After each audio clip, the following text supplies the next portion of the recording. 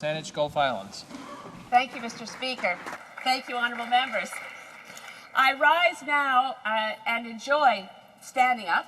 As I've been in this House uninterrupted and without sleep for 31 hours, I mention this not with any sense of bravado, but merely to apologize in advance if anything I say is somewhat less than coherent. And it also explains, je ne peux pas en cet état de...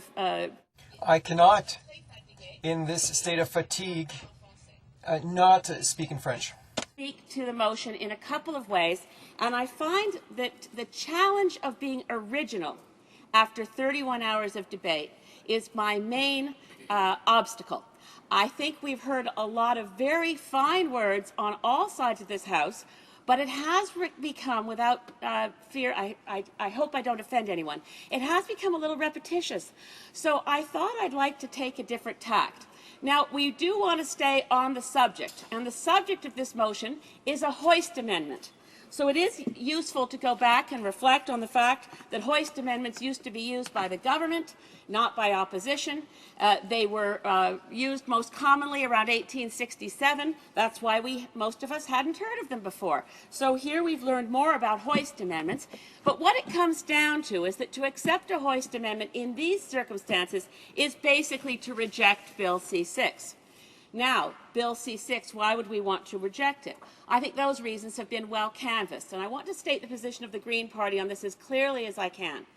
We sympathize with all those people who are disadvantaged by the current lockout, work stoppage, however you want to put it. Small business is disadvantaged, some in my own riding. Small operators of all kinds, individual Canadians waiting for their checks, whether they're seniors, whether they're single parents waiting for child support checks. The workers are disadvantaged, people who can't go to work when they want to, who aren't receiving their paychecks.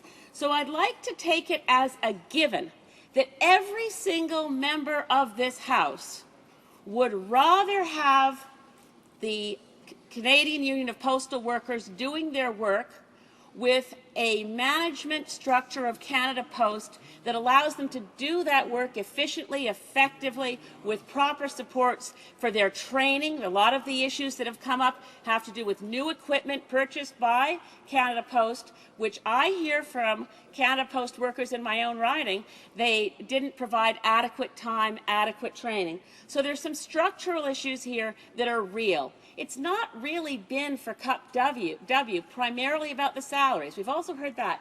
That wasn't the big sticking point in the negotiations. So what then was? Issues of fairness, issues of pensions, issues of this training equipment. So how are we to resolve this? And this is where I'd like to try to be original.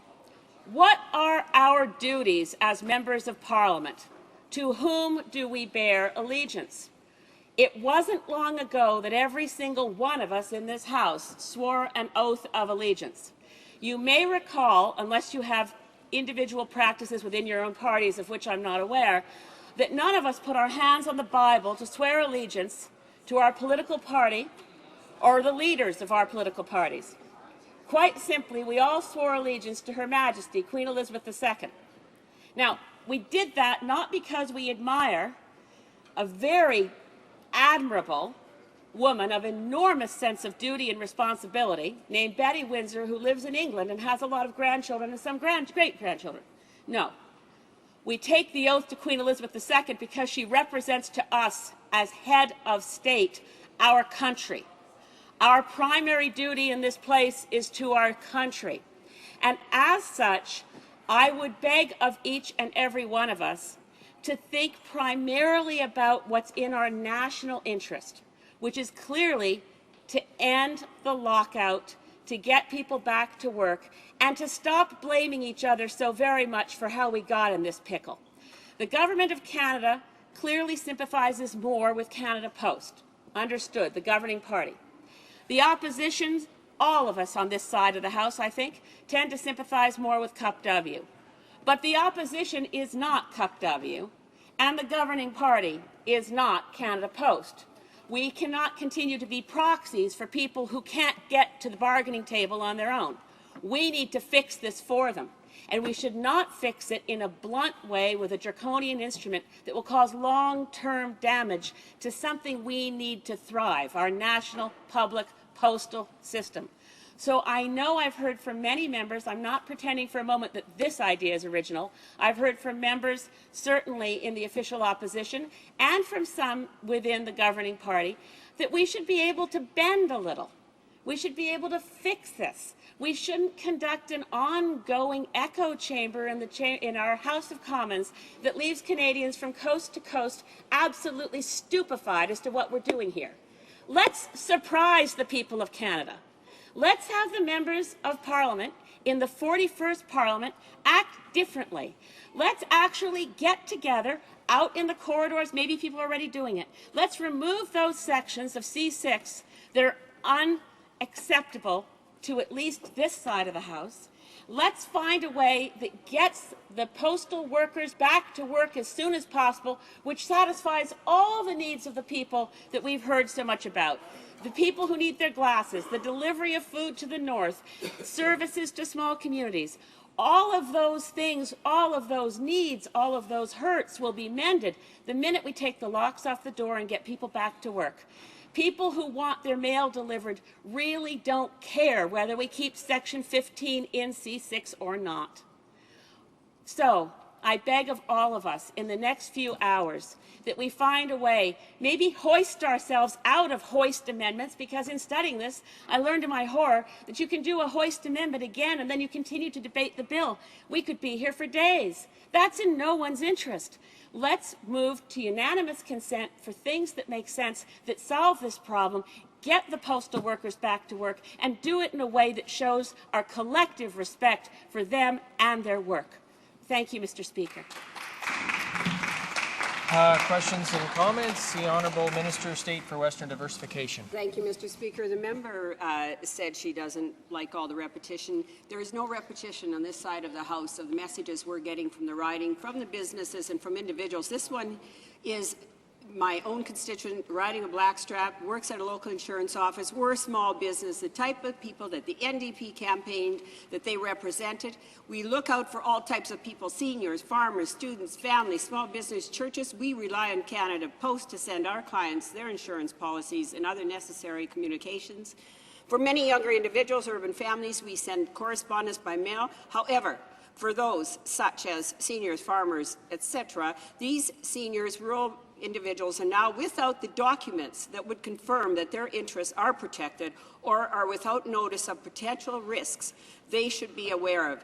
Mr. Speaker, I would be interested to see how many vulnerable individuals would the federal opposition like to put in position of having their valuables and investments destroyed with no protection so that they can champion postal workers having extensive pay increases and receiving lavish but economically burdened pensions.